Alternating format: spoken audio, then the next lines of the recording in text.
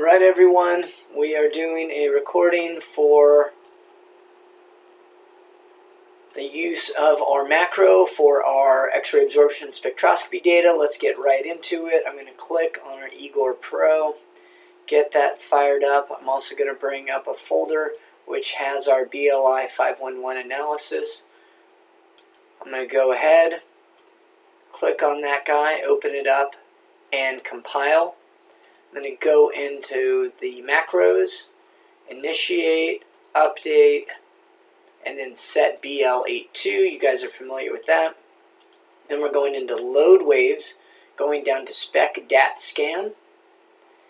We're going to go in and browse, find our data very quickly. Make sure to stay nice and organized. It will make your life a lot easier. Put all of your NextAS data into a specific folder and work from there. So we've got research, NextAS or XAS, and then down to raw data, and then to our folder. I'm picking 2016-03-24, spec underscore export, hit OK, and then let it load. You'll notice down in the left hand corner you see a lot of data being loaded. What's going to happen next, you go into our data browser, go to loaded, scroll down through all of these file folders, delete every single one of them. And that makes it easier so that you can see all of the folders that are available to you. What we're going to start off with is EE. Remember, EE is our mono, TEY is the amount of electron counts coming into the detector. So now let's go over to set. We're going to get a new set. Now the first one that we're going to do is going to be carbon 1s. And when we do this, we're actually going to pick all of the EEs manually in our data set for carbon, but we're going to do that in loaded. So let's go over to loaded, go over to EE, and you'll notice all of those data sets are in there. We're going to leave them in there because that's our root, and we can pick nitrogen, boron, whatever we want. But I'm going to go down to carbon where it starts. You'll notice that that's our X waves. I'm going to click all the way down until I finish off carbon. I'm going to hit OK. That creates that new set. And you'll notice that the original waves, you just made an N0 wave. So if we clicked over here, you'd see N0. So that is our EE. So we can go ahead and just call it EE. And then hit enter. And so now we need to bring in the TEY.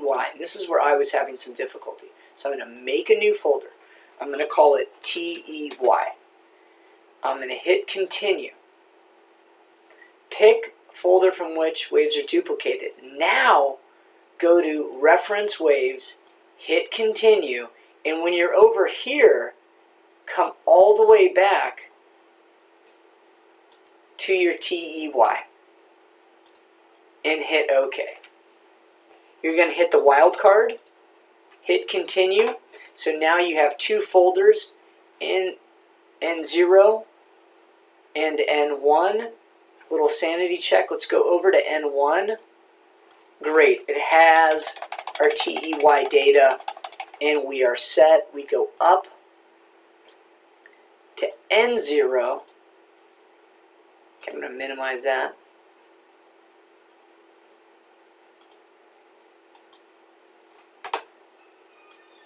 Okay, it doesn't like that. Anyway, we'll go over and then make our new folder where we're going to do our interpolation. Interpolate. Now this is where we are going to merge the X and the Y waves. Hit continue. Pick folder from which waves are duplicated or special task. At this stage it doesn't really matter. We're going to go N1 TEY. We could do N0 also because we're going to end up manipulating this interpolation file anyway. So now we've got N2 interpolate, and we're going to use the batch function, and we're going to say interpolate on set. Pick folder with Y data. That's our TEY. Hit continue. Now X waves are and not our EE data for the photon energy. We hit continue. Redimension and rescale waves. Yes. Use same scaling for all waves. Yes. We're going from 260 for carbon to 390. You can also check that is obviously different for nitrogen, boron, or oxygen. And we can look at the waves to do that later, but this is for carbon. We're going to hit continue. Smoothing factor we'll leave in there. We're going to do a linear interpolation, so that's 1. Hit continue, and our work has been done. Now you'll notice we now have N2. N2 is our interpolated data set. Now what I'm going to do right here is I'm going to click on a couple of these and display them. So you can believe that I actually did the work with the correct X and Y waves. I'm going to go over to graph, I'm going to say packages, and I'm going to say make traces different. I'm going to go into the rainbow mode, and we're all rainbowed up. Everything looks pretty. Now we've got interpolated data. Let's do a linear background subtraction. Let's see if this works. It may not work, but let's see if we can do it. A couple of these guys already have relatively small backgrounds, but let's see if we can do some additional work. So in the set, we create our data folder, and then under our norms, that's all of the work that we're doing. So we say new folder. I'm going to call this one linear BG 260 390, and I'm going to hit OK. Now the work is going to be done on our interpolated data. I hit continue. Now I go into batch function after I've created that guy, and now do sublinear BG on set.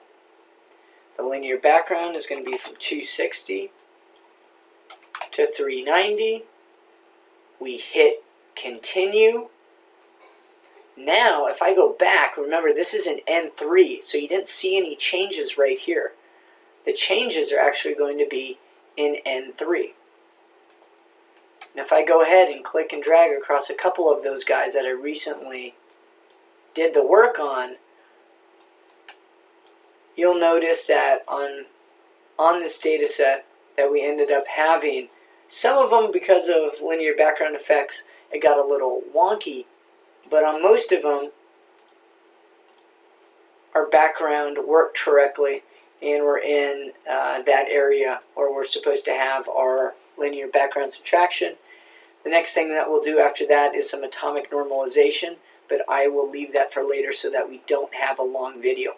But from here, we are well on our way to doing batch displays of data and batch processing of our data sets. Now, if I wanted to do atomic normalization, the next thing that I would do is go norm, new folder,